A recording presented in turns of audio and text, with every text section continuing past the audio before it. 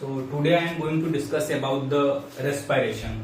So first of all, what is respiration? It is a oxidative, catabolic and exothermic process. तो respiration में क्या होता है कि कोई भी मॉलिक्यूल वो whether it is carbohydrate, lipid या प्रोटीन हो, इसमें क्या होता है कि मॉलिक्यूल जो है कि in presence of oxygen break down होता है CO2, H2 और energy in the form of ATP बनती है।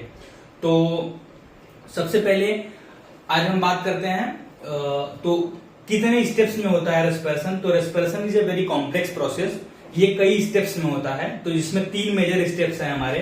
सबसे पहला स्टेप होता है ग्लाइकोलिसिस, दूसरा स्टेप है क्रेब्स साइकिल और तीसरा स्टेप है इलेक्ट्रॉन ट्रांसपोर्ट चेन, ETC बोलते हैं, इलेक्ट्रॉन ट्रांसपोर्ट सिस्टम भी बोलते हैं, ETS बोलते हैं।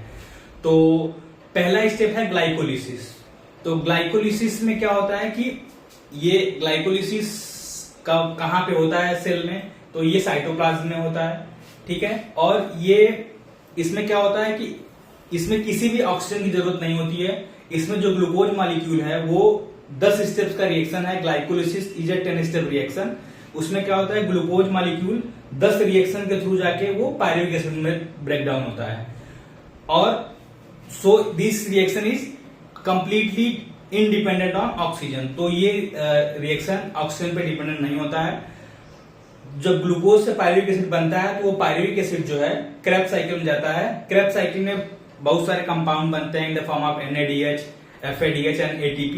वो ATP फर्दर जाती है इलेक्ट्रॉन ट्रांसपोर्ट चेन में, जहां पे उस फाइनली NADH से और FADH से एनर्जी मिलती है इन द फॉर्म ऑफ ATP। तो ये जो पूरा कंप्लीट ग्लाइकोलिसिस है वो मेनली यही 3 स्टेप है, ग्लाइकोलिसिस, क्रेब्स साइकिल और इलेक्ट्रॉन ट्रांसपोर्ट चेन। तो आज की इस वीडियो लेक्चर में हम बात करेंगे रेस्पिरेशन के पहले स्टेप का जो रिएक्शन है ग्लाइकोलिसिस। तो ग्लाइकोलिसिस क्या होता है? तो ग्लाइकोलिसिस हमारा, जैसा कि मैंने बताया, ये 10 स्टेप रिएक्शन है, 10 स्टेप्स का ये रिएक्शन है। और ये सारे स्टेप जो है रिवर्सिबल रिएक्शन है। ये सारे रिएक्शन क्या है, रिवर्सिबल है। और ये कहाँ होता है, ग्लाइकोलिसिस होता है हमारा साइटोप्लाज्म में। और ये टोटली इंडिपेंडेंट ऑन ऑक्सीजन।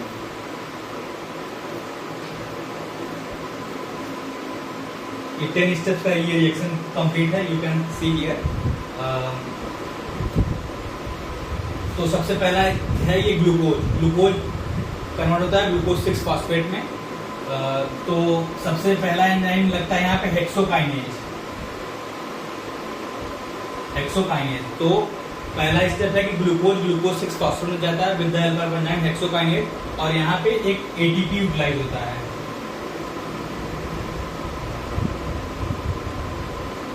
तो ये रहा पहला स्टेप। सेकंड स्टेप में क्या होता है, ग्लूकोज 6 फॉस्फेट जाता है फ्रक्टोज 6 फॉस्फेट में।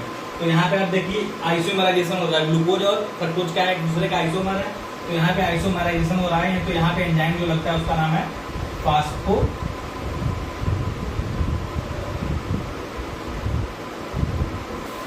फास्फोग्लिसरो आइसोमरेज। तो यहाँ आइसोमराइजेशन में ग्लूकोज 6 फॉस्फेट चला गया फ्रक्टोज 6 फॉस्फेट। फ्रक्टोज 6 फॉस्फेट से फ्रक्टोज 1,6 डाइफॉस्फेट बनता है। तो यहाँ पे देखिए एक फॉस्फेट था, यहाँ पे 2 फॉस्फेट आ गया है। तो यहाँ पे एंजाइम लगता है फास्फोफ्रक्टोकाइनेज।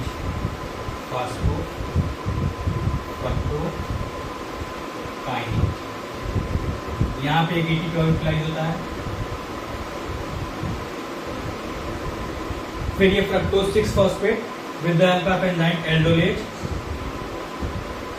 ये ब्रेक डाउन होता है।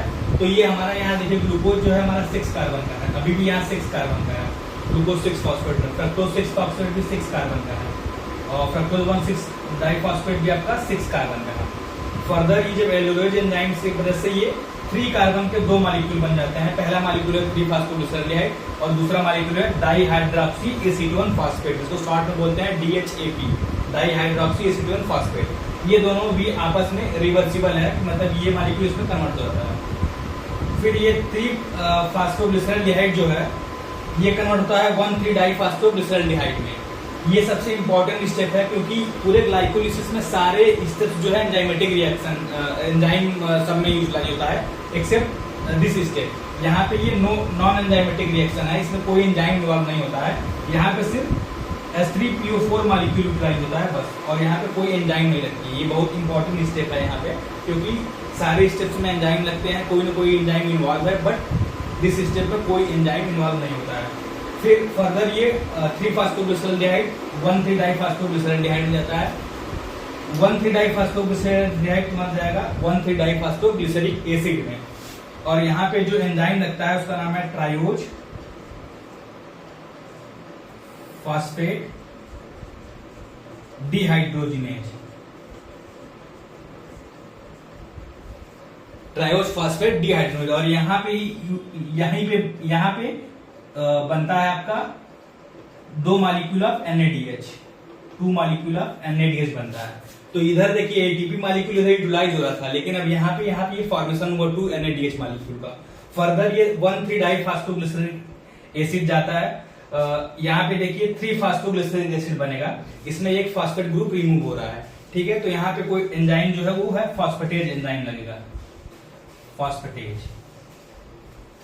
तो यहाँ पे ध्यान से देखिए कि अगर एक एटीपी, यहाँ पे 2 एटीपी था, 2 फॉस्फेट ग्रुप था, यहाँ पे एक फॉस्फेट ग्रुप कम हो रहा है, तो ये भी एक स्टेप है जहां पे क्या बनता है आपका एटीपी सिंथेसिस होती है। यहाँ पे एडीपी मॉलिक्यूल, तो 2 एडीपी मॉलिक्यूल से 2 एटीपी मॉलिक्यूल बनती है यहाँ पे। तो इधर देखिए एटीपी यूटिलाइज हो रहा था, लेकिन यहाँ पे 2 NADH बना और 2 एटीपी बना, ठीक है। फर्दर ये 1,3-डाइफॉस्फोग्लिसरिक एसिड गया 3-फॉस्फोग्लिसरिक एसिड में, फिर 3-फॉस्फोग्लिसरिक एसिड कन्वर्ट होता है 2-फॉस्फोग्लिसरिक एसिड में। और यहाँ पे जो एंजाइम लगता है उसका नाम है फास्फोग्लिसरो म्यूटेज एंजाइम यहाँ यूटिलाइज होता है, ठीक है। फिर 2-फॉस्फोग्लिसरेट फर्दर कौन होता है 2-फॉस्फोइनॉल पायरुविक एसिड में। यहाँ पे एंजाइम लगता है एनोलेज, सॉरी यहाँ पे एंजाइम लगता है आपका, यहाँ पे एंजाइम लगता है एनोलेज। फिर फर्दर ये 2-फॉस्फोग्लिसरेट जाता है पायरुविक एसिड में, और यहाँ पे एंजाइम, यहाँ पे भी 2 एटीपी मॉलिक्यूल सिंथेसाइज होती है, 2 एडीपी से 2 एटीपी बनता है। और यहाँ पे एंजाइम है जो है पायरुवेट काइनेज एंजाइम लगता है, पायरुवेट काइनेज। तो ये रहा पूरा 10 स्टेप का आपका रिएक्शन। सारे स्टेप्स जो है रिवर्सिबल होते हैं, और ये ऑक्सीजन इंडिपेंडेंट रिएक्शन है। और इसमें क्या है कि सारे स्टेप्स में एंजाइम डिपेंडेंट है एक्सेप्ट 1 स्टेप यहाँ पे, ठीक है। ये नॉन एंजाइमेटिक स्टेप है, बाकी सारे स्टेप्स एंजाइमेटिक है। इसमें देखिए पूरे ग्लाइकोलिसिस में 2 एटीपी मॉलिक्यूल यूटिलाइज हो रहा है, और यहाँ पे 2 NADH और 2 एटीपी मॉलिक्यूल 4 एटीपी मॉलिक्यूल बन रहा है, ठीक है। तो टोटल अगर देखेंगे कितना एटीपी यूटिलाइज हो रहा है, तो utilization of total formation of ATP पहले हम देख ले रहे हैं। तो 2 एटीपी यहाँ और 2 एटीपी यहाँ, टोटल कितने एटीपी बन रहे हैं 4 एटीपी, ठीक है। और कितने यूटिलाइज हो रहा है 2 एटीपी। तो यहाँ पे 2 एटीपी यूटिलाइज होता है ग्लाइकोलिसिस में। तो कितना, अगर एटीपी का बात आएगा तो कितने एटीपी बनते हैं ग्लाइकोलिसिस में 2 एटीपी। और कितने NADH बनते हैं 2 NADH। कितने NADH 2 NADH। फर्दर जब हम डिस्कस करेंगे ग्लाइकोलिसिस के बाद क्रेब्स साइकिल के बाद इलेक्ट्रॉन ट्रांसपोर्ट चेन जब डिस्कस करेंगे, तो ये NADH जो है वहां इलेक्ट्रॉन ट्रांसपोर्ट चेन में जाएगा और वहां पे एटीपी मॉलिक्यूल निकलेगा। तो पर NADH जो है 3 मॉलिक्यूल ऑफ एटीपी निकलता है।